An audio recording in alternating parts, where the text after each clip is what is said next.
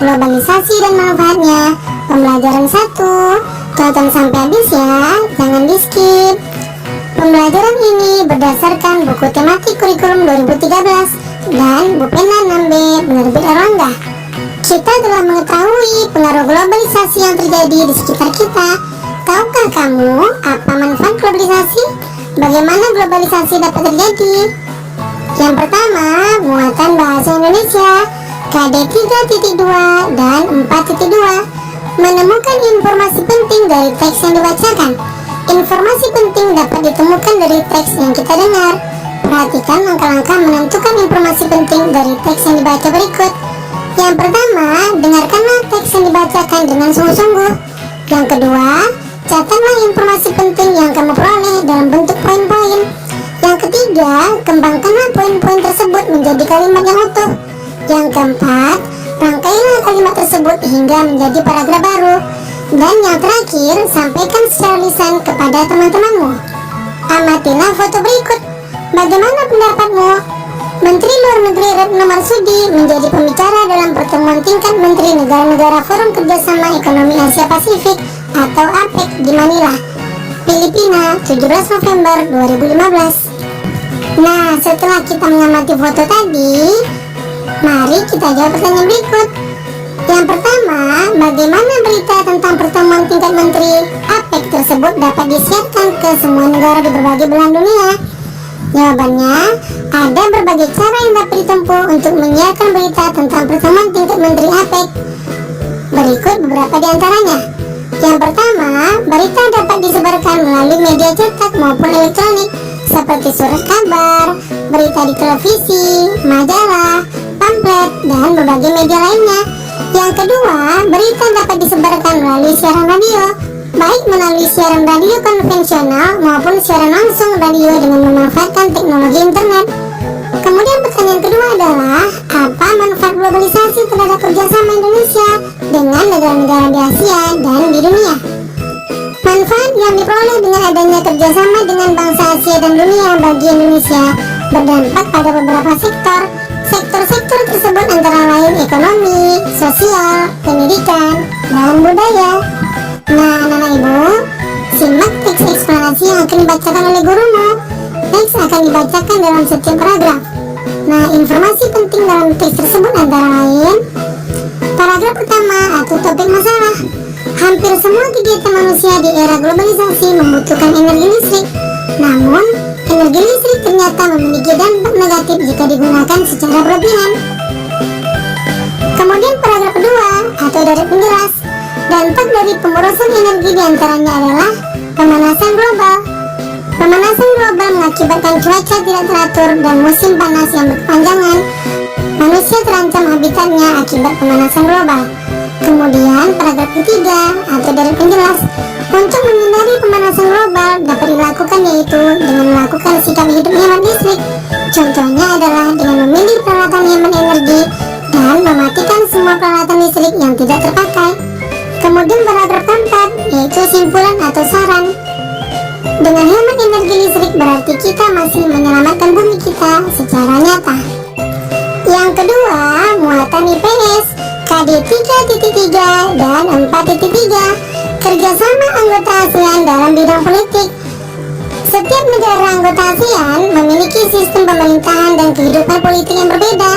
Akan tetapi, perbedaan tersebut tidak menjadi penghalang untuk menjalin kerjasama di bidang politik. ASEAN memiliki banyak pilar kerjasama. Salah satunya di bidang politik yaitu ASEAN Political Security Community atau yang disebut dengan APSC atau Masyarakat Politik Keamanan ASEAN. Pembentukan APSC bertujuan untuk mempercepat kerjasama di bidang politik dan keamanan di ASEAN serta mewujudkan perdamaian antar anggota ASEAN dan juga dunia. Bagaimana posisi dan peran Indonesia di bidang politik dalam kerjasama dengan negara-negara di wilayah Asia Tenggara? Yang pertama, Indonesia sebagai pelopor dan pendiri Organisasi Kerjasama Ekonomi Antar Negara.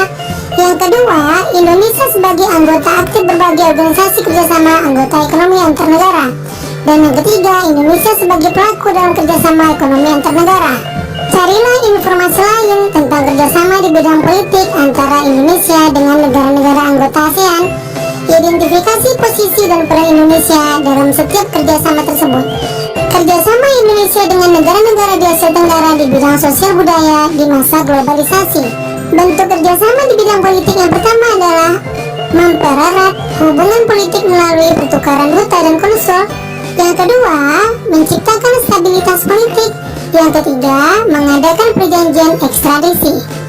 Kemudian, peran Indonesia dalam hubungan kerjasama dengan negara di Asia Tenggara adalah: yang pertama, mengirimkan duta dan konsul ke negara anggota ASEAN.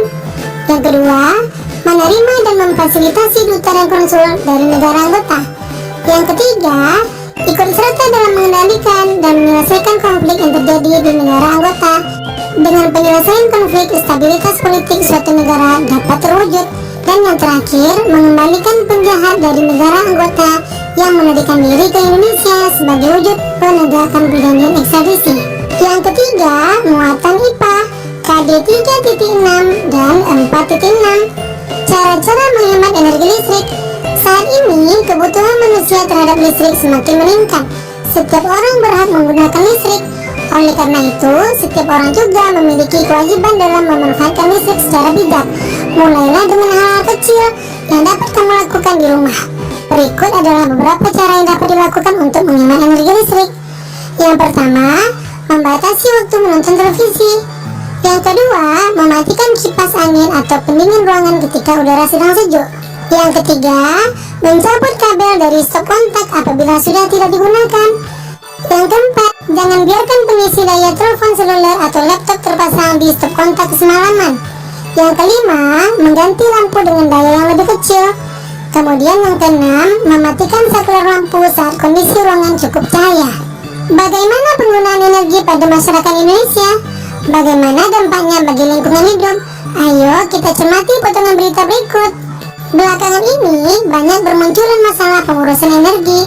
Masalah pemborosan energi secara umum sekitar 80% disebabkan oleh faktor sumber daya manusia yang kurang memahami dampak dari pemborosan energi bagi kelangsungan hidup anak cucu kita mendatang.